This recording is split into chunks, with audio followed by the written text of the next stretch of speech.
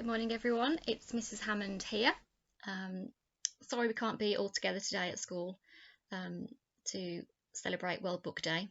I know myself, I would much rather be walking around school in a funny costume than recording my voice on this PowerPoint. So I'll keep it short and sweet. We've been asked to share our favourite books from our childhood, and so I'll start with a photo of me. This is probably when I was about 2, maybe 3. And my top 5 books from that time were Spot the Dog, which I'm sure you'll know, he's still kicking around. I used to love lifting the flaps on that book. Each Peach, Pear, Plum, and Cops and Robbers were written by the same authors, Alan and Janet Oldberg, and they made really lovely rhyming books with lovely pictures, and I just really, I loved those books. Funny Bones was a book about a family of skeletons, and then finally Hairy McClary, who was a dog from Donaldson's Dairy, and those series of books told about these dogs that were friends and all the adventures they had. But there's 2 more books that I wanted to share with you from when I was a little bit older. This is me probably year 1 or year 2. That's my lovely red school uniform, school jumper. And the 2 books are Brinkworth Bear in Trouble and The Slimy Book. And I wanted to mention these books because I actually still have them. My mum saved them for me, and there they are. They're very well worn.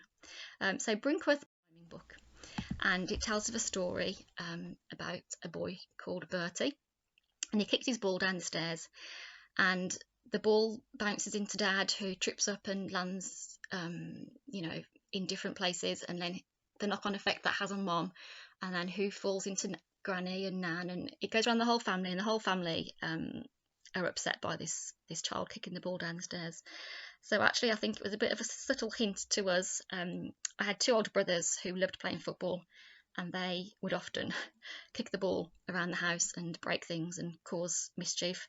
So we ended up with the rule of no books in the house, but this was a lovely story about what could happen and how consequences and things unfold when you don't make very good decisions. The other book is a book called The Slimy Book. Now this isn't slime as you think about it today. Obviously there's been a bit of a craze, a bit of a trend the last couple of years with slime, and you can get lovely scented slimes and cloudy slimes and crunchy slimes. This slime was gross. This wasn't any of those slimes. It was sloppy and creepy and gooey, and I was born in the 80s, so you could imagine Ghostbusters had just been released, and that slime was scary and green and horrible. So although I liked this book, it actually scared me a little bit, but at the very last page it says that it was all a dream. So I used to breathe a huge sigh of relief when we got to that page. So they were 2 of my favourites when I was of school age.